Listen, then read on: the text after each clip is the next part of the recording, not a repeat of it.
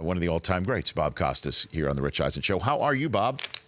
Hey, Rich. How you doing? I'm Greetings from very cold, Yes. probably windy, and we have our fingers crossed, hoping not rainy, Boston.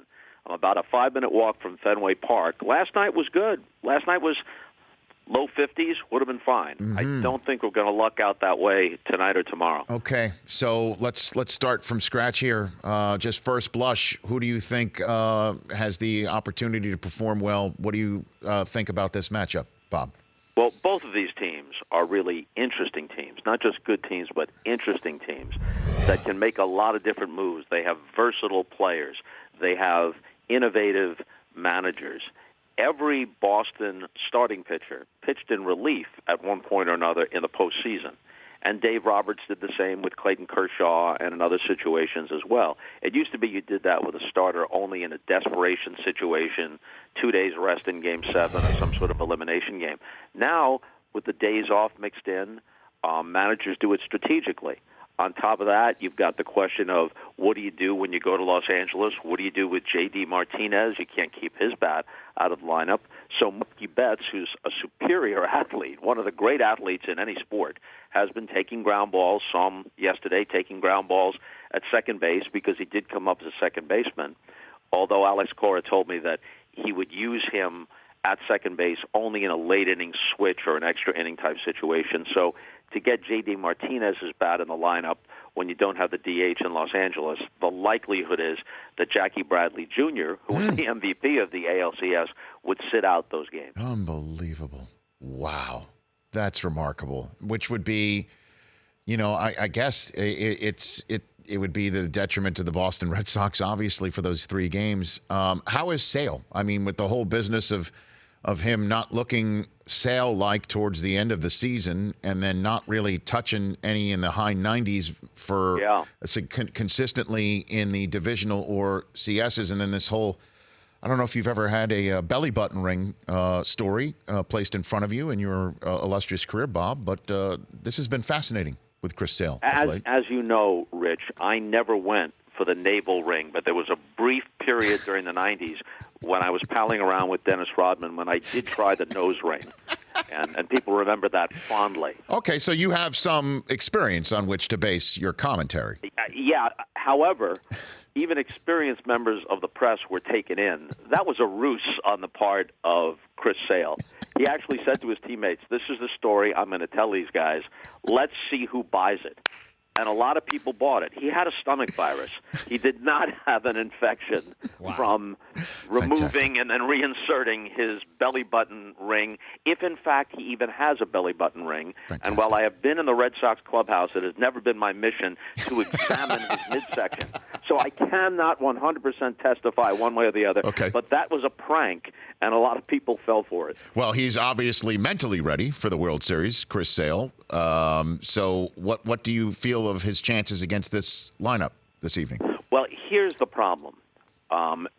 They tried to manage his innings because historically, even with the White Sox before he got to Boston, he'd been lights out from opening day till around August 1st, and then there was a noticeable drop-off every year in his effectiveness and in his velocity in the last 2 months of the season.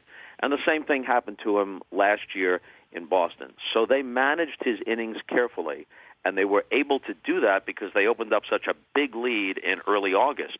So he's thrown fewer than 20 innings since August 1st in the regular season. In the postseason, obviously, he worked a little more than that. And as you said, his fastball, which was averaging right around 97 before he went on the disabled list with the shoulder inflammation, is now generally around 92, maybe 93, but not more than 93. They don't think that he has a structural problem in his left shoulder. They think it's just a tendonitis situation, but it's going to be a very cold night. He's insistent on pitching in shirt sleeves. It's part of his persona. So I don't think you're going to get 7 or 8 innings out of Chris Sale. Even if he's effective, I think that what Alex Cora is looking for is 6 good innings and then turn it over to the pen. I mean, but we're in the day and age, too, Bob, now where everybody has an itchy trigger finger at the managerial position the minute the lineup's turned over for a third time against him. It's kind of gotten a little out of hand. Bob, I'm wondering where you sit on this whole analytics where we saw a starter pitch to one batter in Game 5 of an LCS, leading to the rarity of a Game 5, Game 6 starter back-to-back. It just seems that this has gotten a little bit much. Where do you sit Well, on I the actually subject? like that because that was a strategic move. That was a move to have the Dodgers set up their lineup one way for a lefty, Miley, and then pull Miley out. And Counsell intended to use him in Game 6 all along. So I kind of like that. I thought that was a cool chess move. What we are seeing, though, is a guy pitching extremely well. He gives up a bloop single in the 5th inning. Now we're starting the 3rd time through the lineup. Whoops, we better go to the bullpen. Right. And Wade Miley, I don't know that he has a victory in the postseason, but he had several games where he pitched into the 5th, needed one more out or two to qualify for the victory, had pitched extremely well, but nope, you've thrown enough pitches, we've got a deep bullpen. And you have to say that overall it worked for Counsell because they got as far as Game 7 against the Dodgers. Are we going to see at some point maybe even a swing of the pendulum back where one team's just going to build tons of starters and just go for it? I mean, in that regard, it just seems that now that this genie's out of the bottle, where everybody's got guys who could throw 95, 96 in the bullpen, that starters are insignificant in Major League Baseball playoffs. Well, I think the fair assessment is that over the course of the regular season, you can't do what you're able to do in the postseason in terms of use of the bullpen because you get days off mixed in each series, so it's a little bit different than during the regular season. Here's the advantage in the regular season of pitchers that can go deep into games, not necessarily pitching 20-plus complete games like Bob Gibson or Sandy Koufax or someone like that, but at least go deep into games. It isn't just that the best starting pitchers should be effective enough, but it saves your bullpen. And if you're that bullpen dependent, it isn't just starters who can wear down, it's relievers who can wear down or get injured during the course of a season. So when someone goes 7 or 8 innings, the advantage of that is, hey, maybe he hung around long enough for us to build a big enough lead that we don't have to go to our bullpen. We don't have to go to our closer. We give him an extra day of rest. All that stuff has a domino effect over the course of a season. And there are some teams like, let's say, Houston, even though they got beaten in 5 by the Red Sox, Houston has such a deep quality starting rotation that while certainly they wanted to bolster their bullpen, and they did with some moves during the season, you're always going to want to have a good bullpen, but they rely very, very heavily on their starters because they're so good. So I think you can't, one size does not fit all. You got to manage or coach according to your personnel. A few more minutes left with Bob Costas, part of MLB Network's World Series coverage from Fenway Park and Dodger Stadium, including MLB Tonight airing live before and after every game. I just can't get enough of Justin Turner, Bob. When you see a statistic that says on-base percentage with a minimum of 75 at-bats in the postseason in history, and it goes Gehrig, Ruth, Turner. That is just unbelievable. The guy it just wears people out, and he is terrific. Yeah, when he is healthy, he wears people out, and although some of the analytics guys say there's no such thing as clutch hitting, this guy has come through in so many clutch situations that I remain convinced that he's a guy you want at the plate. In fact, I asked Dave Roberts that question earlier in the playoffs. I said, if you had a single guy to pick in an 8th or 9th inning situation at the plate, no matter right-handed, left-handed pitcher, who's the one guy? And he said, we have a lot of guys who I trust in that situation, but my one guy is Justin Turner.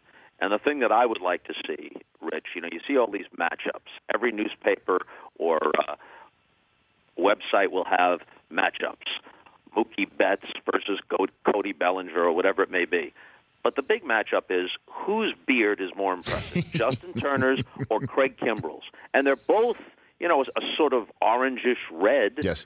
They could stand side by side, almost be siblings. Yeah. I'd like someone to take a tape measure and settle the argument. Well, we might find out in the 9th inning of some of these games, Bob, don't you think? A beard-on-beard matchup would be quite something with a game on the line. That's exactly right. You know, I mean, Classic. That could actually happen.